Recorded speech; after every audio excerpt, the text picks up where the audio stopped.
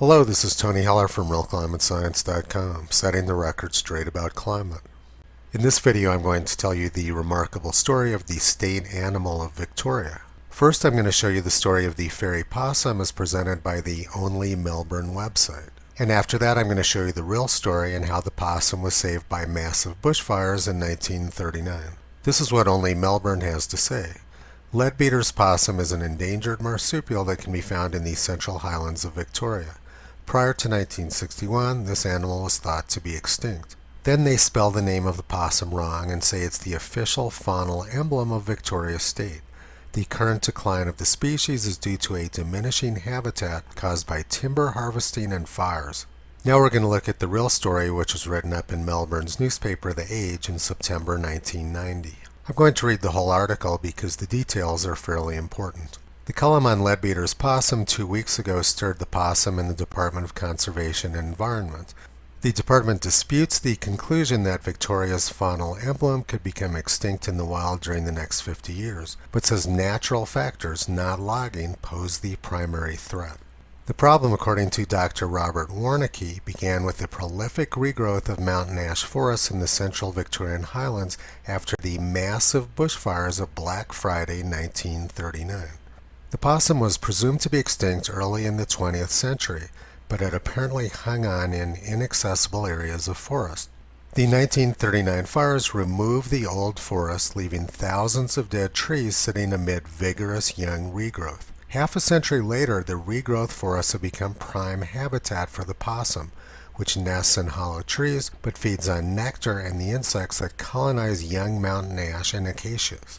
Dr. Warnicki says the dead trees are now collapsing, leaving the possums without nest hollows. Dr. David Lindenmayer, the zoologist whose article in the science journal Search drew attention to this loss of habitat, also agrees that the primary threat is not the logging of the regrowth forest, but the natural decay and collapse of the possum's lofty apartments. The 1939 fires were so extensive that most of the mountain ash forest in the Central Highlands today is of uniform age and undergoing vigorous growth towards maturity a century hence. At that time, some of the 1939 trees will begin to develop hollows, creating potential new homes for the possum, provided there is adjacent young forest in which it can forage. In the intervening period, the possum will find itself stranded. The old nest trees will disappear and will not be replaced for a century. The challenge for conservation managers is to nurse the species through this trough, when its population will crash with or without logging.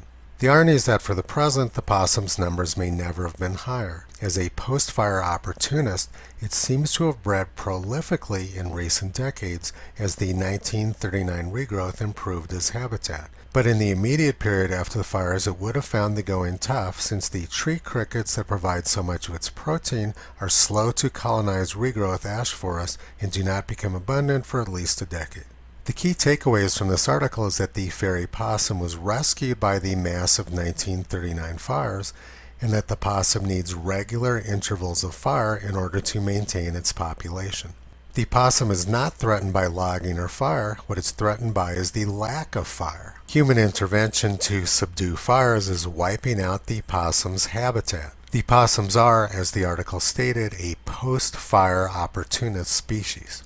Now let's take a look at the massive fires which rescued the possum on this date in 1939. This is the January 14, 1939 front page of the Courier Mail in Brisbane. Fire death roll 28, 4 children trapped. Town's 3,000 people flee from flames. 100 homes burn in Melbourne suburb. 24 more die in record heatwave. Melbourne 114 degrees. Here's the front page of the Herald. Hundreds flee from sweeping bushfire peril. Towns ringed by flames and record heat. 600 take refuge in river as wind drives blaze on. Township of Erica reported to be doomed. Melbourne breaks all-time heat record, 114 degrees. And this is from Adelaide. All heat records go. 116.9 beats 1858 maximum. 5th day of heat wave. Victorian fires now more menacing. Towns evacuated as flames close in. Many homes burnt. Day of terror. And there's one more very interesting item on this page. It says that on the night of January 26, 1858, the temperature in Adelaide never dropped below 95.1 degrees.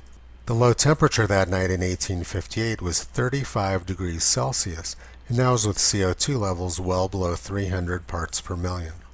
The 1939 fires went on for weeks. This is the Sydney Morning Herald, Wednesday, February 1st, 1939. Motorists on the Great Ocean Road were fortunate to escape when fierce flames on Monday swept over the highway. A party fled to the sea through sparks and flames when their caravan was destroyed on the road. January 11th, 1939 was the hottest day on record in Adelaide, Melbourne, and Canberra. Climate alarmists like to say that the heat of the 1930s was caused by bad farming practices in the Oklahoma Panhandle, but I suspect they didn't have a whole lot of effect on Southeast Australia. The bushfires of January 1939 were massive. Joe Nova dug up this map. The map shows the 1939 burn areas in orange. Now we're going to compare the fires of 1939 with those from this year.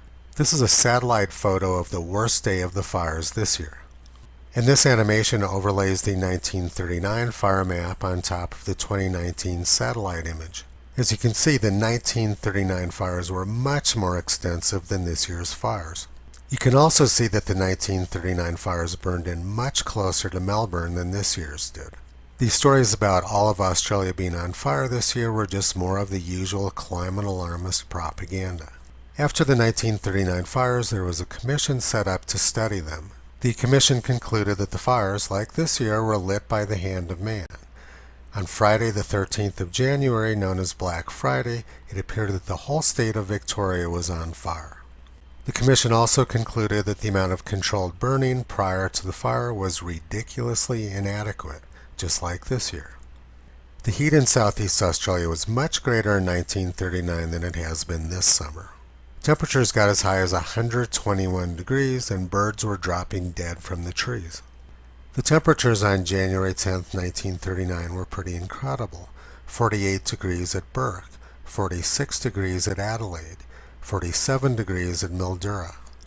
And it was 42 degrees out in West Australia. January 10, 1939 may have been the hottest day on record in Australia, but there's not enough information from the interior to make that determination. It was also reported that temperatures at Tea Tree Well went for days without getting below 130 degrees Fahrenheit. After the 1939 fires, koalas faced extinction. There were about 600 left of them in Victoria and even fewer in New South Wales.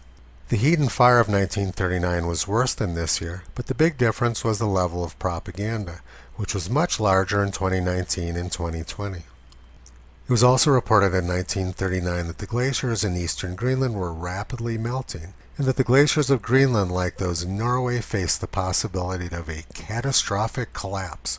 In 1939, scientists confirmed the fact that the Arctic regions around Spitsbergen were warming up at the rate of approximately 1 degree every 2 years.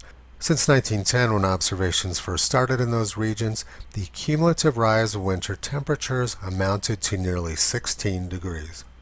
Every complaint that climate alarmists are making about the current weather also occurred in 1939. And like in 1939, people imagine that the climate is changing. This myth arises over and over again. The fairy possum was nearly extinct but was rescued by the 1939 fires, and by 1990 may have been at an all-time population peak. These possums depend on habitat created by fire. When man prevents fires from occurring, what they're doing is they're wiping out the possums. It's unfortunate that climate alarmists rely on propaganda rather than science. Visit Toto on the web at realclimatescience.com. He's been pulling back the curtain on junk science and propaganda for a long time.